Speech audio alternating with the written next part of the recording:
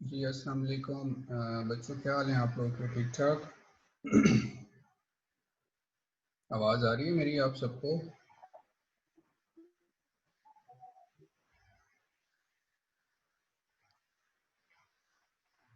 जी sir, आ रही है। जी sir, आ रही है।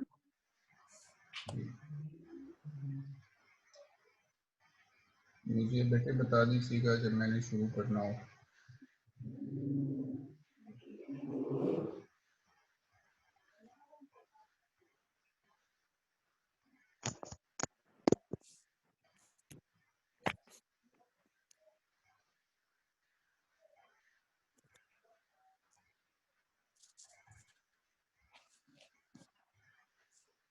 जी बेटे, जब तक बाकी पार्टिसिपेंट्स ऑनलाइन होते हैं उतनी देर में अगर आप लोगों को कोई क्वेश्चन हो कल के लेक्चर में तो आप लोग पूछ सकते हैं।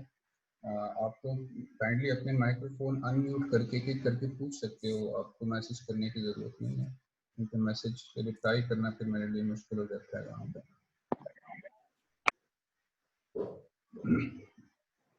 जी बेटे, किसी का कोई क्वेश्चन हो कल के लेक्चर में?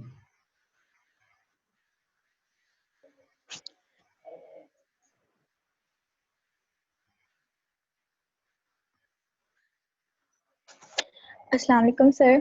जी वालेकुम सलाम। सर, वो जो कल आपने हम लोगों को पेजेस पढ़ने के लिए दिए थे ना, 1 से 3 तक, उसके अंदर जो थर्ड पेज नंबर के ऊपर लास्ट 2 पैराग्राफ्स थे वो मुझे समझ नहीं आए। बेटे जो लास्ट 2 पैराग्राफ्स थे, सेकंड पॉइंट में जिसमें कंसंट्रेशन वाला जो टॉपिक था, कंसंट्रेशन ग्रेडियंट वाला। जी सर, हाँ जी, वो जो नहीं लास्ट नहीं, वाला वो तो टॉपिक था ना। वो अभी हमने नहीं पढ़ना, वो अभी पढ़ा नहीं था, वो आज पढ़ेंगे। ठीक है, आज पढ़ेंगे जी तो ठीक आप है। लोगों को क्लियर हो जाएगा, तो इससे पहले तक जी ठीक है, थैंक यू।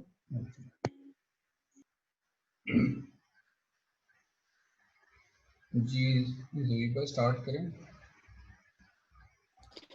जी सर, कर देते हैं स्टार्ट, टाइम तो हो गया। जी ठीक है। अच्छा, एक चीज़ स्टार्ट करने से पहले मैं बता दूं, इससे पहले मेरी होती है, मेरा मॉर्निंग का लेक्चर होता है ना थ्योरी का, तो वो कभी कभी ऐसा होता है कि 5 to 10 मिनट्स के दरमियान में ऊपर नीचे हो जाता है, तो आप लोग काइंडली बस उतनी देर के लिए आप लोग वेट किया करें। ठीक है, आगे से जो है ना फिर मैं कोशिश करूंगा कि टाइम पे एंड हो, लेकिन बाज़ औक़ात हो जाता है 5 to 10 मिनट्स ऊपर नीचे हो जाते हैं, तो आप लोग काइंडली परेशान ना हो। लेक्चर होता होगा पर सिर्फ 5 to 10 मिनट्स के डिले से होता होगा। चलिए जी, आज हम स्टार्ट कर अपना आज का लेक्चर, और वो है हमारा सेल फिजियोलॉजी। और सेल फिजियोलॉजी में हम, जी सबको मेरी आवाज़ आ रही है? जी सर। ओके, तो बिस्मिल्लाहिर्रहमानिर्रहीम। आज का लेक्चर जो है वो एक कंटिन्यू हम कर रहे हैं सेल फिजियोलॉजी को, और सेल फिजियोलॉजी में हमने आज के लेक्चर में जो हमारा लर्निंग ऑब्जेक्टिव होगा आज के लेसन का, that will B that by the end of this lesson you will be able to understand the various type of membrane transport mechanisms, कि कौन कौन से ट्रांसपोर्ट mechanisms हैं across the membrane, जिसके थ्रू जो है substances जो हैं वो across the membrane move करती हैं, from high concentration towards low concentration और from low concentration toward high concentration। इस तरह से ये जो मूवमेंट्स हैं डिफरेंट सब्सटेंसेस की, तो किस किस मैकेनिज्म के थ्रू हो रही है। ठीक है, सो ये हमारा आज का लर्निंग ऑब्जेक्टिव है आज के लेसन का, और हम स्टार्ट करते हैं आज के लेसन को विद दी वाइट बोर्ड। जी चलिए जी, अब हम स्टार्ट करते हैं आज के लेक्चर को।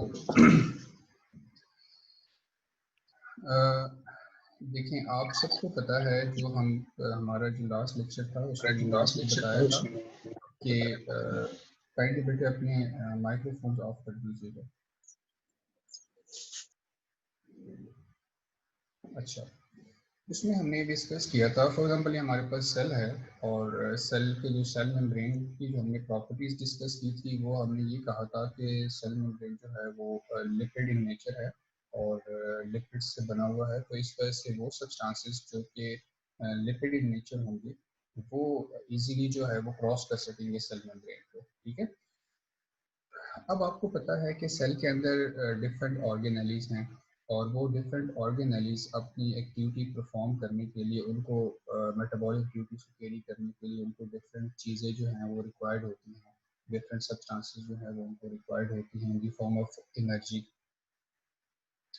तो होता क्या है कि कुछ सब्सटेंसेस ऐसे होते हैं जिस तरह फॉर एग्जांपल, तो और उन सब्सटेंसेस को जो सेल को रिक्वायर्ड होते हैं उनको सेल के अंदर मूव करना पड़ता है हमें, और वो सब्सटेंसेस जो आफ्टर मेटाबॉलिज्म सेल के अंदर प्रोड्यूस होते हैं और जो सेल को रिक्वायर्ड नहीं होते तो उन्होंने सेल से बाहर मूव करना होता है। तो इस मूवमेंट को, ये जो ट्रांसपोर्ट है अक्रॉस द सेल मेम्ब्रेन, ये किस तरह से होती है। आज का जो हमारा लेक्चर है वो बेसिकली इसी पे है कि ये ट्रांसपोर्टेशन कैसे हो रही है। तो हम एक सिंपल एग्जांपल से स्टार्ट करते हैं। फॉर एग्जांपल आपके पास एक सेल है और आपको पता है सेल को अपनी जो मेटाबॉलिक ड्यूटीज़ हैं उनको कैरी करने के लिए ऑक्सीजन जो है वो रिक्वायर्ड होता है। और आपको ये भी पता है कि नॉर्मली ऑक्सीजन जो है वो आउटसाइड द ब्लड वो हाई कंसंट्रेशन में होता है, ब्लड के अंदर, सॉरी आउटसाइड द सेल जो है वो हाई कंसंट्रेशन में होता है। और सेल के अंदर की अगर हम बात करें तो सेल के अंदर नॉर्मली जो ऑक्सीजन है वो लो कंसंट्रेशन में होता है। ठीक है, लो क्यों होता है? बिकॉज ऑक्सीजन कॉन्स्टेंटली यूटिलाइज कर रहे होते हैं, सेल ऑर्गेनाइज ऑक्सीजन को कॉन्स्टेंटली यूटिलाइज कर रहे होते हैं, जिसकी वजह से ऑक्सीजन कंसंट्रेशन सेल के अंदर कम होती है। और ब्लड के अंदर ज़्यादा क्यों हो रही होती है? बिकॉज कंटिन्यूसली ब्लड जो है वो लंग्स की तरफ जा रहा है, वहाँ से गैसेस एक्सचेंज हो रही है और उस गैसेस एक्सचेंज के नतीजे में ऑक्सीजन जो है वो एटमोसफेयर से वो ब्लड के अंदर आ रहा है। तो ओवरऑल ब्लड के अंदर ऑक्सीजन कंसंट्रेशन ज़्यादा हो रही है और ऑक्सीजन ब्लड जो है वो जैसे ट्रांसपोर्ट मीडियम है, ऑक्सीजन को ट्रांसपोर्ट कर रहा है, तो इस वजह से ऑक्सीजन ड्यूरिंग दैट ट्रांसपोर्ट किसी जगह यूटिलाइज नहीं हो रहा होता, इस वजह से ऑक्सीजन ब्लड के अंदर हाई कंसंट्रेशन में होता है। ठीक है, अब ये ऑक्सीजन देखें, अब सेल के बाहर ऑक्सीजन हाई कंसंट्रेशन में है और सेल के अंदर ऑक्सीजन की कंसंट्रेशन जो है वो लो है। तो डेफिनेटली कंसंट्रेशन ग्रेडियंट तो है। ठीक है, और ये जो कंसंट्रेशन ग्रेडियंट है, इस कंसंट्रेशन ग्रेडियंट की वजह से क्या होगा कि ये ऑक्सीजन, ये कोशिश करेगा ऑक्सीजन कि ये मूव करे सेल के बाहर से सेल के अंदर मूव करे। ठीक है, और इस तरह की मूवमेंट, इस तरह की ट्रांसपोर्ट जो हाई कंसंट्रेशन से लो कंसंट्रेशन की तरफ हो रही है, या इस तरह की मूवमेंट जो हाई कंसंट्रेशन से लो कंसंट्रेशन की तरफ होती है, उसको हम क्या कहते हैं? डिफ्यूजन। ठीक है, डिफ्यूज हो रहा है, ऑक्सीजन डिफ्यूज हो रहा है in from the blood into the cell. ठीक है, लेकिन इस तरह की डिफ्यूजन जो बगैर किसी हेल्प के हो रही है, जिसमें ऑक्सीजन डायरेक्टली जो है वो हाई कंसंट्रेशन से लो कंसंट्रेशन की तरफ मूव कर रहा है, इस तरह की डिफ्यूजन को हम सिंपल डिफ्यूजन कहते हैं। और इसको सिंपल डिफ्यूजन क्यों कह रहे हैं, और सिंपल डिफ्यूजन कौन कौन से ऐसे सब्सटेंसेस हैं जो सिंपल डिफ्यूजन के थ्रू मूव कर सकते हैं अक्रॉस द सेल मेम्ब्रेन, उसमें उन सब्सटेंसेस की प्रॉपर्टीज क्या होनी चाहिए? उनकी प्रॉपर्टी ये होती है, सबसे पहले प्रॉपर्टी उनकी ये होती है कि दो substances must be lipid soluble, कि वो सब्सटेंसेस लिपिड सॉल्युबल होने चाहिए। ठीक है जी, और सेकंड प्रॉपर्टी उनकी ये होती है कि दो substances must have low molecular weight. ठीक है, एनी सब्सटेंस जो across the cell membrane through simple diffusion move करेगा, उस सब्सटेंस की दो प्रॉपर्टीज होनी चाहिए। फर्स्ट प्रॉपर्टी मैंने आपको बताई that substance must be lipid soluble, and second that substance must have low molecular weight. So अब आपको पता है कि गैसेस जो हैं वो नॉर्मली लिपिड सॉल्युबल होती हैं, ठीक है, और जब वो लिपिड सॉल्युबल होती हैं इसकी वजह से वो क्या करते हैं that they can easily cross the cell membrane, so वो सेल मेम्ब्रेन को इजीली क्रॉस कर सकते हैं, ठीक है। सो इस वजह से ऑक्सीजन ब्लड से इजीली जो है वो सेल के अंदर आ सकता है थ्रू सिंपल डिफ्यूजन। और आपको पता है कि नॉर्मली जब सेल के अंदर मेटाबॉलिज्म हो रही होती है, सो उस मेटाबॉलिज्म के नतीजे में क्या हो रहा होता है, सेल के अंदर कार्बन डाइऑक्साइड जो है वो प्रोड्यूस हो रहा होता है, ठीक है। और कार्बन डाइऑक्साइड जो है नॉर्मली सेल के अंदर ज़्यादा होता है, और अगर हम सेल के बाहर बात करें तो सेल के बाहर नॉर्मली कार्बन डाइऑक्साइड जो है उसकी कंसंट्रेशन कम होती है। सो हम कह रहे हैं कि एक्स्ट्रा सेलुलर फ्लूइड में carbon dioxide sorry low concentration में होता है। तो चूंकि कंसंट्रेशन ग्रेडियंट है और गैस है वो लिपिड सॉल्युबल है, सो इस वजह से that can easily cross the cell membrane and that can move out of the cell through the process of simple diffusion. So वो सब्सटेंसेस जो कि नॉर्मली जो गैसेस हैं those are normally lipid soluble, so they can follow the process of simple diffusion for their movement across the cell membranes, ठीक है। सो अब यहाँ पे डिफ्यूजन चूंकि हो रही है और डिफ्यूजन को अब हम ये डिस्कस करना चाहेंगे कि वो कौन कौन से फैक्टर्स हैं जो कि रेट ऑफ डिफ्यूजन को इफेक्ट करते हैं, factors affecting the rate of diffusion. वो कौन कौन से फैक्टर्स हैं जो रेट ऑफ डिफ्यूजन को इफेक्ट करते हैं। सो कुछ जो है उनकी डायरेक्ट रिलेशन है और कुछ फैक्टर्स ऐसे होंगे जो कि इनका इनवर्स रिलेशन है। तो डायरेक्टली रिलेशन है इनका, और कुछ फैक्टर्स ऐसे होंगे जो इनवर्सली रिलेटेड हैं, मतलब कि वो जब तो डायरेक्टली रिलेटेड फैक्टर्स वो होंगे कि जब वो फैक्टर बढ़ेंगे या कम होंगे तो उसकी वजह से रेट ऑफ डिफ्यूजन भी कम या ज्यादा हो जाएगा, ठीक है। सो उसमें सबसे पहला जो फैक्टर है दैट इज दी सबसे पहला जो फैक्टर है दैट इज दी सॉल्युबिलिटी।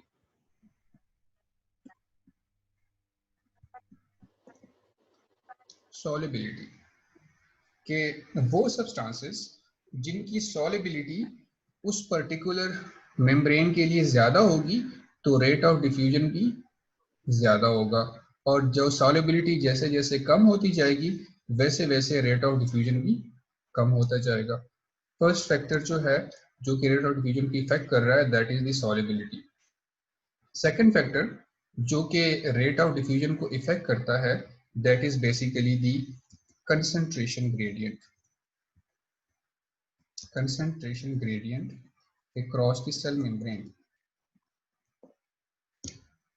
जितना कंसंट्रेशन ग्रेडियंट ज्यादा होगा उतना ही रेट ऑफ डिफ्यूजन जो है वो हाई होगा, जितना कंसंट्रेशन ग्रेडियंट कम होगा उतना ही जो रेट ऑफ डिफ्यूजन है वो डिक्रीज होगा, लो होगा, ठीक है। और इसके बाद जो नेक्स्ट फैक्टर है जो कि इनवर्सली रिलेट करता है उसमें सबसे पहले हमारे पास आ रहा है basically the thickness of the cell membrane.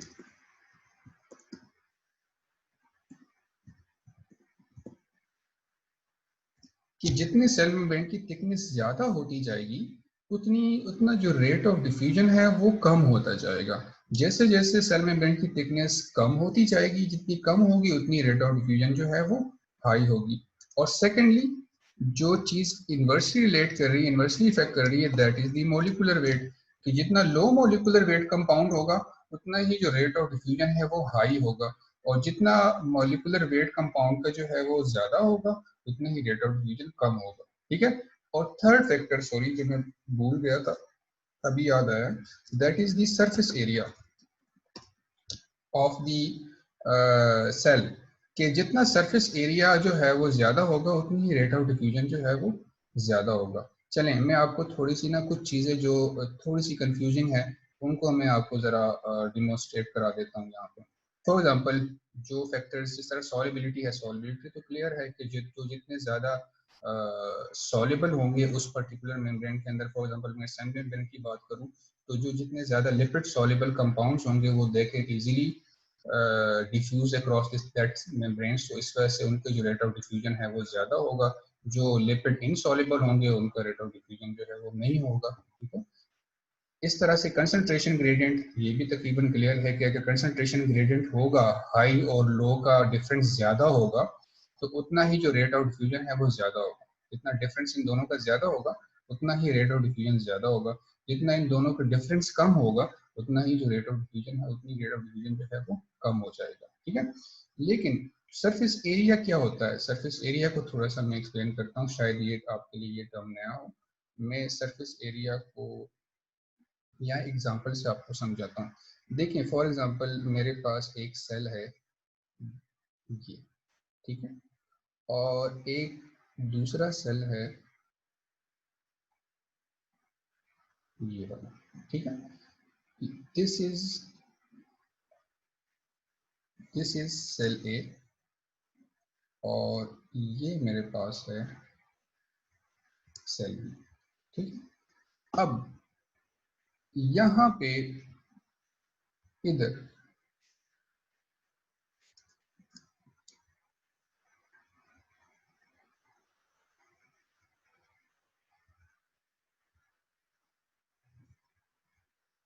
इधर सेल के बाहर जो है वो ऑक्सीजन है और ऑक्सीजन सेल के बाहर ज़्यादा है। उन्होंने उसने डेफिनेटली सेल के अंदर जो है वो मूव करना होगा, सेल के अंदर वो मूव करेगा, इस तरह मैंने आपको बताया थोड़ी देर पहले।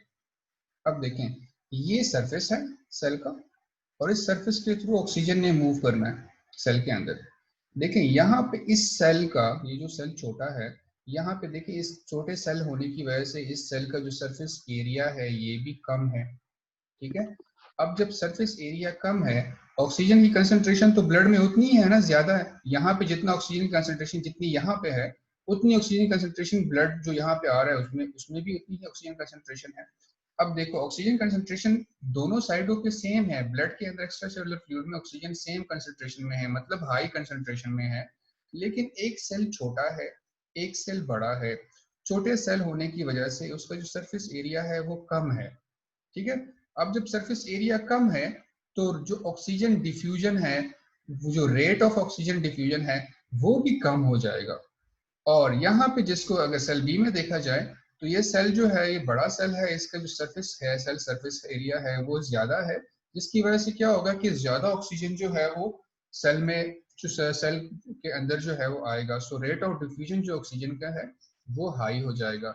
सो हम कहेंगे कि जो सेल बी है, सेल बी उसकी उसका जो उसके उसमें उसमें उस सेल बी के थ्रू जो रेट ऑफ डिफ्यूजन है that will be high as compare to the cell A. वजह क्या है? Because of high surface area. ठीक है जी, सरफेस एरिया ज्यादा है इस वजह से जो है रेट ऑफ डिफ्यूजन ज्यादा है।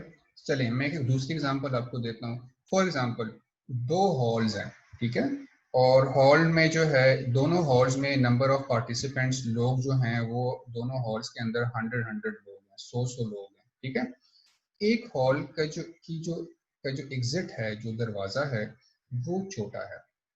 हॉल ए का जो एग्जिट है वो छोटा है, हॉल बी का जो एग्जिट है, जो एग्जिट डोर है वो बड़ा है।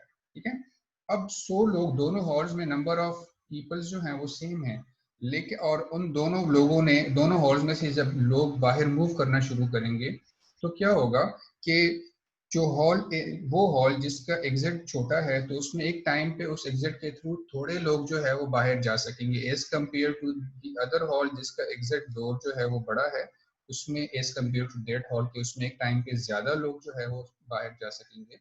सो इस तरह से चूंकि सरफेस एरिया का कॉन्सेप्ट भी यही है कि जितना अवेलेबल सरफेस जो है वो सेल का ज्यादा होगा उतने ही जो रेट ऑफ डिफ्यूजन है वो ज्यादा होगी, जितना अवेलेबल सरफेस एरिया कम होगा उतना रेट ऑफ डिफ्यूजन जो है वो कम होगा। और आखिरी जो बात जो इनवर्स रिलेशन की है, इनवर्स रिलेशन में आपको मैंने बताया कि जो सेल मेम्ब्रेन थिकनेस है, तो यहाँ पे अगर मैं आपको बताऊं ये देखिए एक सेल मेम्ब्रेन है जिसकी थिकनेस ये है, ये सेल मेम्ब्रेन एक हो गया, दूसरा सेल मेम्ब्रेन हमारे पास ये है। ठीक है, this is cell membrane number A और ये हमारे पास जनाब आ गया सेल मेम्ब्रेन नंबर E। अब देखें सेल मेम्ब्रेन नंबर ए, इसकी अगर थिकनेस देखी जाए तो ये कम है as compare to the cell membrane number B. Cell membrane number B की जो थिकनेस है वो ज़्यादा है। तो देखो जितनी थिकनेस ज़्यादा होगी उतना ही जो डिफ्यूजन है it will take more time. For example oxygen की मैं बात करूं तो इस मेम्ब्रेन ए के through it will take less time to diffuse across this membrane A as compared to membrane B कि membrane B के थ्रू जब ऑक्सीजन डिफ्यूज होगा तो it will take more time to travel into the cell। ठीक है, इस वजह से हम बात कर रहे हैं कि जितना थिकनेस मेम्ब्रेन की कम होगी उतना ही रेट ऑफ डिफ्यूजन जो है वो ज़्यादा होगा। जितनी मेम्ब्रेन थिकनेस ज़्यादा होगी उतनी जो रेट ऑफ डिफ्यूजन है वो कम हो जाएगी। ठीक है, और सिमिलरली मॉलिक्यूलर वेट की जितना मॉलिक्यूलर वेट ज़्यादा है तो उतना ही रेट ऑफ डिफ्यूजन कम है, जितना मॉलिक्यूलर वेट कम है उतना रेट ऑफ डिफ्यूजन जो है वो ज़्यादा है। जी बेटे, यहाँ तक किसी को किसी पॉइंट की समझ ना आई हो तो काइंडली आप लोग क्वेश्चन कर सकते हो जी, नहीं तो फिर हम आगे मूव करते हैं। जी ये कंसंट्रेशन ग्रेडियंट को एक दफा एक्सप्लेन कर दें। जी कंसंट्रेशन ग्रेडियंट को दोबारा मैं एक्सप्लेन करता हूँ। फॉर एग्जांपल मैं कहता हूँ कि आउटसाइड द सेल एक दो सिनेरियो है। सिनेरियो नंबर वन में क्या हो रहा है कि सेल के बाहर जो ऑक्सीजन है वो 100 है, ठीक है, कंसंट्रेशन, और सेल के अंदर जो ऑक्सीजन कंसंट्रेशन है वो है 50। ठीक है, सो जब इसका डिफरेंस हम निकालेंगे वो क्या बनेगा 50। सिनेरियो बी है जिसमें क्या है कि सेल के बाहर ऑक्सीजन कंसंट्रेशन 100 है और सेल के अंदर जो ऑक्सीजन कंसंट्रेशन है दैट इज 30। जब इसका डिफरेंस हम निकालेंगे that is 70। This difference is basically the concentration gradient of oxygen. ठीक है, अब आप बताएं मुझे सिनेरियो बी के अंदर जो डिफ्यूजन है वो ज्यादा फास्ट होगी या सिनेरियो ए में? बी के अंदर। बी के अंदर क्यों? क्योंकि उसका ग्रेडियंट बिकॉज ज्यादा है। कंसंट्रेशन ग्रेडियंट ज्यादा है, बिकॉज जो डिफरेंस है वो ज्यादा है। इसका मतलब ये है कि वो बाहर जो ऑक्सीजन की कंसंट्रेशन है वो ज्यादा है, बहुत ज्यादा as compare to the inside, तो वो बहुत तेजी से रश करेगा, रश इन करेगा सेल के अंदर। सो इस वजह से ये बेसिकली कॉन्सेप्ट था। कंसंट्रेशन ग्रेडियंट बेसिकली डिफरेंस होता है between the concentration of any particular substance across the cell membrane. ठीक है, कि वो बाहर और अंदर का या अंदर या बाहर का जब आप डिफरेंस निकालते हैं तो वो जो डिफरेंस आता है that is basically the concentration gradient. ठीक है जी बेटे, और किसी का कोई क्वेश्चन हो? क्लियर? चलें जी हम आगे मूव करते हैं अब। जी तो ये हमने एक्सक्यूज मी सर, दोबारा रिपीट। जी जी एक्सक्यूज मी सर, ये मॉलिक्यूलर वेट वाला एक बार फिर से पॉइंट बता दें। जी मॉलिक्यूलर वेट का बेटे मैंने ये कहा था कि वो सब्सटेंसेस जो लो मॉलिक्यूलर वेट के होंगे इनका साइज छोटा होगा। देखो मॉलिक्यूलर वेट कम होने का मतलब ये है कि those are normally small in size. Small in size substances उनकी जो डिफ्यूजन होगी that will be fast as compare to the bigger molecules, those have large size. So large molecules इनका लार्ज मॉलिक्यूलर वेट है तो वो क्या करेंगे they will diffuse slowly as compared to the small molecule that have which has slow molecular weight। तो इस वजह से molecular weight को आप साइज के साथ लिंक कर लो जरा इजीली आपको समझ आ जाएगी। ठीक है जी बेटे, और किसी का कोई क्वेश्चन हो? मूव करें आगे हम? जी कोई क्वेश्चन ना हो तो हम आगे मूव करें। जी सर। ठीक है, सो तो नहीं रहे सारे आप लोग, जाग रहे हो सारे? जी सर, सरफेस एरिया और मॉलिक्यूलर वेट में डिफरेंस क्या है? देखो सरफेस एरिया तो बेसिकली इसकी मैं बात कर रहा हूँ, ये एरिया, ये वाला, ये सेल है ना, और इस सेल का ये सेल है, ये बेसिकली इसका सरफेस है। जितना बड़ा सरफेस होगा उतना सरफेस एरिया ज्यादा होगा, जितना सेल सरफेस छोटा होगा उतना ही सरफेस एरिया कम होगा। तो जितना बड़ा सरफेस होगा उतना ही ज्यादा एरिया अवेलेबल होगा ऑक्सीजन को कि वो उसमें से क्रॉस करे, क्योंकि ऑक्सीजन के लिए ये तो नहीं कि उसने कोई स्पेसिफिक जगह से क्रॉस करना है, उसने तो बेसिकली सरफेस से जाना है। जितना ज्यादा सरफेस उसको मिलेगा, मतलब ये देखो ये सेल है और ये सेल है, इसमें यहाँ पे सरफेस एरिया कम है और यहाँ पे सरफेस एरिया ज्यादा है, जी। तो यहाँ ज्यादा ऑक्सीजन आएगा या इस सेल में ज्यादा आएगा? छोटे वाले सेल में थोड़ा बड़े ऑक्सीजन वाले। आएगा ना, यहाँ पे ऑक्सीजन ज्यादा आएगा बिकॉज सरफेस एरिया इसका ज्यादा है। ठीक है जी, और कोई क्वेश्चन हो किसी का? सर अभी भी नो मॉलिक्यूलर सर। वेट मतलब मैं डिफरेंस क्लियर नहीं हुआ। जी तो मॉलिक्यूलर मॉलिक्यूलर, वेट किसी चीज का वेट जी है? जी चलिए मैं आपको बताता हूँ।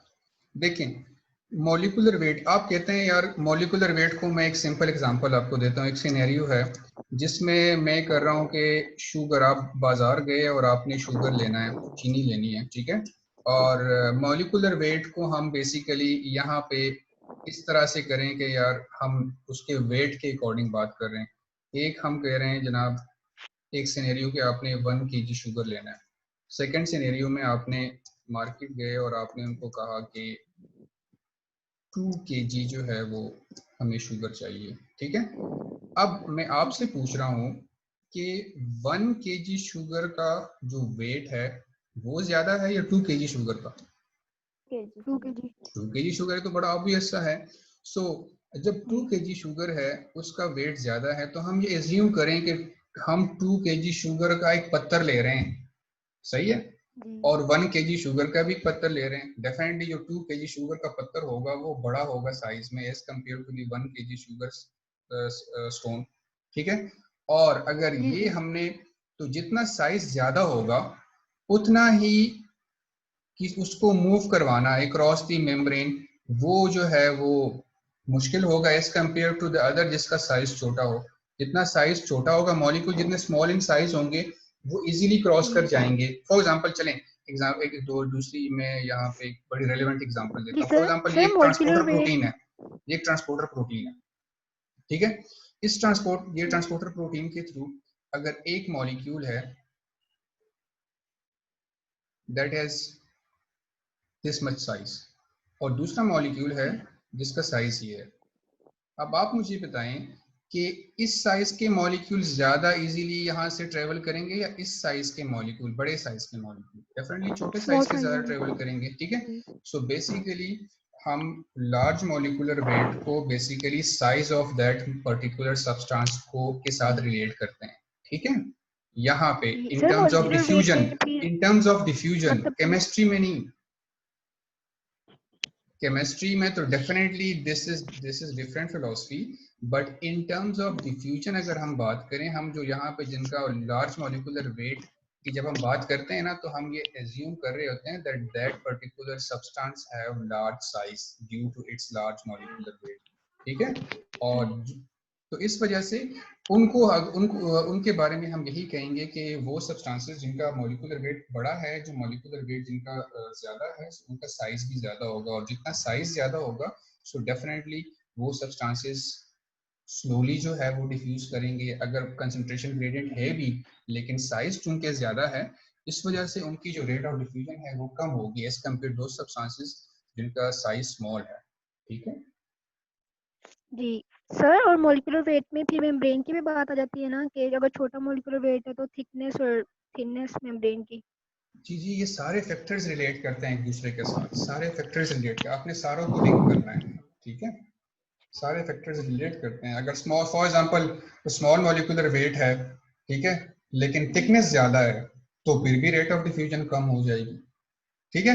लेकिन अगर हम उनको कंपाउंड्स के साइज के साथ वो करें, फॉर एग्जांपल एक एक मेम्ब्रेन है जिसकी थिकनेस ये है, ठीक है, ये मेम्ब्रेन थिकनेस है, सही, और दूसरा सेल है जिसकी मेम्ब्रेन थिकनेस है जनाब ये, ठीक। अब आप लोग देखें, यहाँ पे भी कुछ लार्ज मॉलिक्यूल्स हैं और कुछ स्मॉल मॉलिक्यूल्स हैं। अब आप मुझे ये बताएं कि इस यहाँ पे दो फैक्टर्स आ गए, हिंडरिंग फैक्टर्स, एक तो साइज आ गया, दूसरा सरफेस एरिया आ गया। अब यहाँ पे हम जो चीज डिस्कस करेंगे, हम ये कहेंगे कि यार ये स्मॉल मॉलिक्यूलर वेट का है, it will diffuse quickly across this membrane as compared to this large molecule। तो यहाँ पे हिंडरिंग फैक्टर दो आ गए, जो रेट ऑफ डिफ्यूजन है इसका कम हो जाएगा, बिकॉज यहाँ पे एक तो इसका साइज ज्यादा है, दूसरा यहाँ पे थिकनेस भी मेम्ब्रेन की ज्यादा होगी। ओवरऑल रेट ऑफ डिफ्यूजन की अगर हम बात करें तो उस केस में रेट ऑफ डिफ्यूजन इस लार्ज मॉलिक्यूल की कम होगी as compare to small molecule. ठीक है, ओके तो ये सारे फैक्टर्स आप थैंक लोगों यू ने सर रिलेट करने हैं आपस में। क्लियर जी, और किसी का कोई क्वेश्चन हो, आगे मूव करें हम लोग। Yes sir.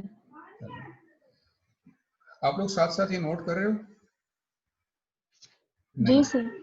अच्छा ये सब कर रहे हैं। चलें, अल्लाह खैर सर कर करे। रहे हैं। ठीक है, अब देखें, हम एक नेक्स्ट सिनेरियो की तरफ मूव करते हैं, और उसमें हम कह रहे हैं कि जिस तरह से अभी तो हमने गैसेस की बात की, अभी तक हम गैसेस की ही बात कर रहे थे कि जो ऑक्सीजन है that is actually required by the cell so that actually moves into the cell, while the carbon dioxide is actually the metabolic end product of the cell, so though that metabolic end product normally moves out of the cell। ठीक है, ये हमने अभी तक discuss कर लिया था। और वो सब्सटेंसेस थे जो कि लिपिड सॉल्युबल थे और जो लो मॉलिक्यूलर वेट थे, so those substances can easily cross the cell membrane, और वो जिस प्रोसेस के थ्रू मूव करते हैं क्रॉस द सेल मेम्ब्रेन को हम सिंपल डिफ्यूजन कह रहे हैं। अब हम एक दूसरा एग्जांपल लेते हैं, और वो एग्जांपल है यहाँ पे, जब जैसे आपको पता है कि सेल्स जो हैं, सेल के अंदर जो सेल ऑर्गेनेलीज हैं, जब वो अपनी मेटाबॉलिक ड्यूटी परफॉर्म कर रहे होते हैं, तो अपनी मेटाबॉलिक ड्यूटी को परफॉर्म करने के लिए उनको दो चीज़ें रिक्वायर्ड हैं। एक तो उनको ऑक्सीजन चाहिए, लेकिन दूसरा उनको ग्लूकोज भी चाहिए होता है। ठीक है ना, आपको पता है कि सेल को अपनी मेटाबॉलिक ड्यूटी कैरी करने के लिए नॉर्मली ऑक्सीजन भी तो चाहिए होता है, बट अलॉन्ग विद ऑक्सीजन उनको एनर्जी सोर्स भी चाहिए होता है। सो जो इंस्टेंट फॉर्म ऑफ एनर्जी है दैट इज एक्चुअली ग्लूकोज, और नॉर्मली ग्लूकोज जो है वो आउटसाइड सेल जो है वो ज़्यादा होता है कंसंट्रेशन में। ठीक है, और सेल के अंदर जो है नॉर्मली ग्लूकोज जो है वो लो होता है इन कंसंट्रेशन। क्यों लो होता है? Because glucose is constantly utilised by the different organelles for to carry out their metabolic duties. ठीक है, सो इस वजह से कंसंट्रेशन नॉर्मली सेल के अंदर कम है। सो इस वजह से आप लोग देख रहे हैं कंसंट्रेशन ग्रेडियंट तो है, because glucose is high outside the cell and glucose is low inside the cell, so there is concentration gradient, so there must be movement of glucose from outside the cell towards inside the cell, कि वो cell के अंदर move करे। सो diffusion, इसको इस तरह की movement को हम क्या करें, डिफ्यूजन हो रही है, डिफ्यूजन होनी चाहिए बिकॉज कंसंट्रेशन ग्रेडियंट तो है। लेकिन एक प्रॉब्लम है ग्लूकोज के साथ। ग्लूकोज के साथ प्रॉब्लम क्या है, that this glucose is actually a high molecular weight compound।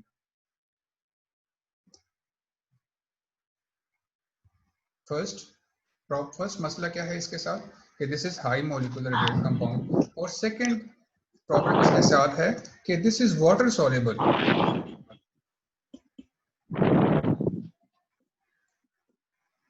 दो प्रॉब्लम्स आ गई जनाब इसके साथ। एक क्या दी कि डेट के ग्लूकोज जो है ये हाई मोलिकुलर वेट है, दूसरा मसला क्या हुआ कि this glucose is water soluble.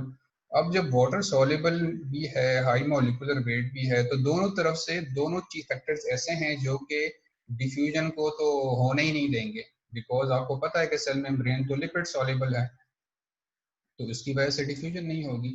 और लेकिन कंसंट्रेशन ग्रेडियंट तो है, ग्लूकोज सेल को बहुत ज़्यादा ज़रूरी है, उसको ग्लूकोज सेल के लिए रिक्वायर्ड होता है। तो क्या होगा, चलें अब हम इसको एक एग्जांपल के साथ में आपको समझाता हूँ कि ये किस तरह से होता है। आपको पता है नॉर्मली कि ये आजकल हमारे सिनेरियोस में नॉर्मली हो रहा है कि हर दूसरे तीसरे घर के अंदर पेशेंट्स हैं डायबिटीज़ के। ठीक है, और उसकी वजह से बहुत से लोगों की अवेयरनेस हो गई है, उनको पता है कि ये क्यों हो रहा होता है, डायबिटीज़ क्यों होता है। तो आपको पता है कि डायबिटिक पेशेंट्स के ब्लड के अंदर ग्लूकोज की कंसंट्रेशन नॉर्मल से हाई होती है। ठीक है, और बॉडी के अंदर जो नॉर्मल सिस्टम है बॉडी का, ग्लूकोज मेटाबॉलिज्म का या ग्लूकोज रेगुलेशन का जो बॉडी का सिस्टम है, वो क्या है कि जब ब्लड के अंदर ग्लूकोज लेवल हाई होता है तो उसके रिस्पॉन्स में जो एंडोक्राइन ग्लैंड्स हैं, स्पेशली जो पेनक्रियास है, वो एक हार्मोन रिलीज करता है जिसको हम इंसुलिन कहते हैं। ठीक है। वो इंसुलिन क्या करता है, वो जब ब्लड में आता है सो वो ब्लड में आके अपने टारगेट सेल्स की तरफ जाता है और वहाँ पे जो है अपने सेल्स को कहता है कि आप ब्लड में से ग्लूकोज, और जब सेल के साथ बाइंड करता है तो वो क्या करता है कि ब्लड में से ग्लूकोज की सेलुलर अपटेक बढ़ा देता है, कि मतलब ब्लड में से ग्लूकोज उठा के सेल के अंदर फेंकता जाता है। सो क्या हो रहा होता है कि उसके रिस्पॉन्स वजह से फ़ायदा क्या हो रहा होता है कि ग्लूकोज की कंसंट्रेशन ब्लड के अंदर कम होना शुरू होती है, नॉर्मल की तरफ आना शुरू होती है। सो हम सिंपली कहते हैं कि insulin actually increase the cellular Uptake of glucose. ठीक है, तो इस एग्जांपल को हम लेते हैं। फॉर एग्जांपल शुगर लेवल जो है, ग्लूकोज लेवल ब्लड के अंदर ज़्यादा है, सो डेफिनेटली उसके रिस्पॉन्स में जैसे मैंने आपको कहा कि पेनक्रियास जो है वो एक हार्मोन रिलीज करेगा, और उस हार्मोन को हमने कह दिया था कि that hormone is actually insulin. So insulin release होगा, वो ब्लड के थ्रू ट्रेवल करेगा टुवर्ड्स इट्स टारगेट सेल्स, ठीक है, जहाँ पे उसके रिसेप्टर्स होते हैं। उस टारगेट सेल पे पहुंचेगा और वहाँ पे इंसुलिन अपने रिसेप्टर के साथ बाइंड कर जाएगा। ठीक है, इंसुलिन जब अपने रिसेप्टर के साथ बाइंड करेगा सो उस बाइंडिंग के नतीजे में क्या होगा कि सेल के अंदर एक सेल, चूंकि अच्छा इंसुलिन, मैंने जिस तरह आपको कल के लेक्चर में बताया था कि कुछ हार्मोन्स होते हैं जो कि प्रोटीन इन नेचर होते हैं। प्रोटीन इन नेचर जो हार्मोन्स हैं, इस तरह इंसुलिन भी प्रोटीन हार्मोन है। So protein hormones normally protein जो हैं वो लिपिड इनसॉल्युबल होते हैं, सो वो मेम्ब्रेन को क्रॉस नहीं कर सकते। इस वजह से उनके रिसेप्टर्स जो हैं वो सेल मेम्ब्रेन के सरफेस पे होते हैं।